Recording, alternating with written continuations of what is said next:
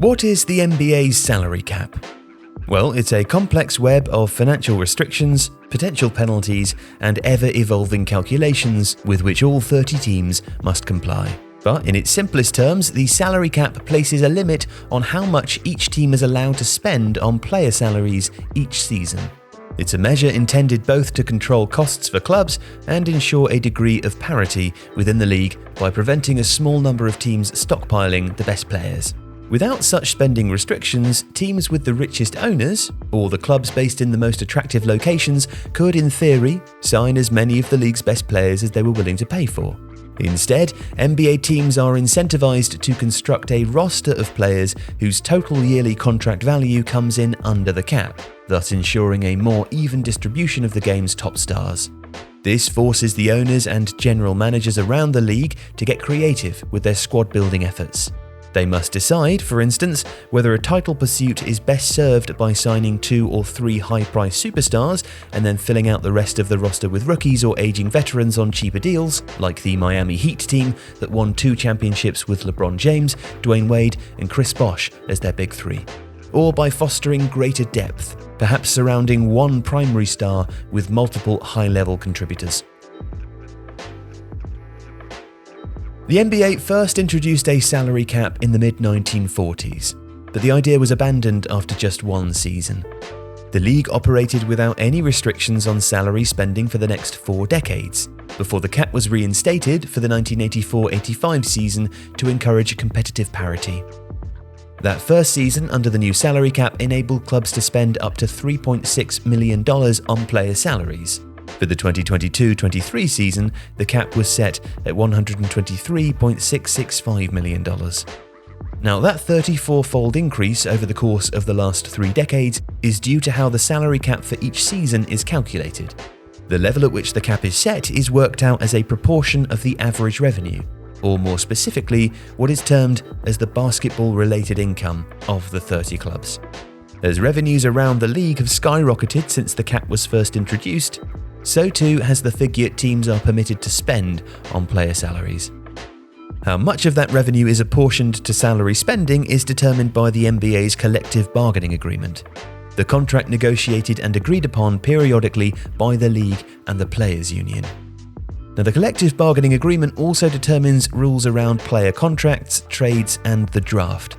In its most recent iteration, ratified in 2016, it was agreed that players should be guaranteed between 49 and 51% of the league's basketball-related income, with the salary cap accounting for 44.74%. The advent of a sudden influx of revenue into the league can see the cap limit spike, enabling teams to spend vastly more than the previous season. Now, that's what happened in 2016, when a bumper new TV rights deal made it possible for the Golden State Warriors to sign free agent superstar Kevin Durant. Likewise, a period of downturn could see the cap shrink and force teams to tighten their belts. Salary caps are common within top-level US sports. The NBA's salary cap, though, is different to most, and as such, it can be a bit more complex. The NFL, for example, uses what's referred to as a hard salary cap. This means that there is a set, immovable figure under which every team's wage bill must fit every season. The NBA, on the other hand, employs a so-called soft cap. The cap figure is determined each season, but it's less rigid. For those willing to pay an additional premium to do so, there are a set of loopholes or exceptions that enable the most ambitious clubs to exceed the cap in pursuit of glory. Some, such as the Larry Bird exception, named after the Boston Celtics legend and 3-time MVP, are intended as measures to limit player movement around the league and encourage continuity.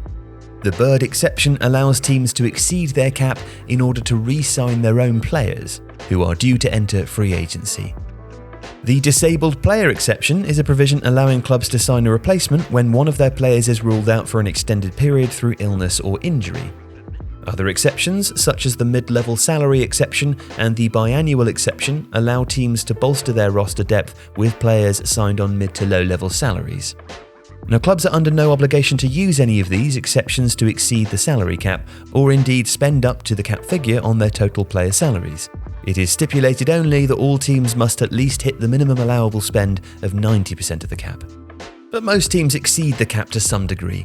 and those who wish to go above and beyond in their efforts to challenge for a title become liable to pay a luxury tax.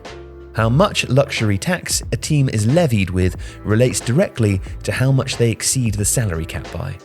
Just as the cap level is determined each year as a percentage of revenue, so too is the threshold at which clubs exceeding the cap will be liable for the tax. Once their wage spending tips over the luxury tax line, they are charged for every additional dollar spent. It begins with a charge of $1.75 for every dollar over the threshold, but the tiered system can see teams paying as much as $4.75 if they trigger the highest tier. And there are additional financial penalties for teams who incur a luxury tax bill in consecutive seasons. The Golden State Warriors are a team notoriously willing to spend big in pursuit of winning. When Steph Curry and co led them to a championship in 2022, their combined bill for total player salaries and luxury tax came in at a whopping $354 million. Their $107.3 million tax bill set an NBA record. So, the NBA salary cap is as malleable as it is fluid. It disincentivizes overspending rather than strictly prohibiting it. Now, it might still be possible for NBA teams to buy success, but it requires the deepest of pockets to do so. If you like this video, please consider subscribing to the channel. And if you do enjoy Tifo, you'll probably also like The Athletic. It has the best team of basketball writers in the world in a personalized experience connecting you with the teams that you care about the most, plus direct access to world-class journalists through live Q&As. And you can try it now for free for 30 days.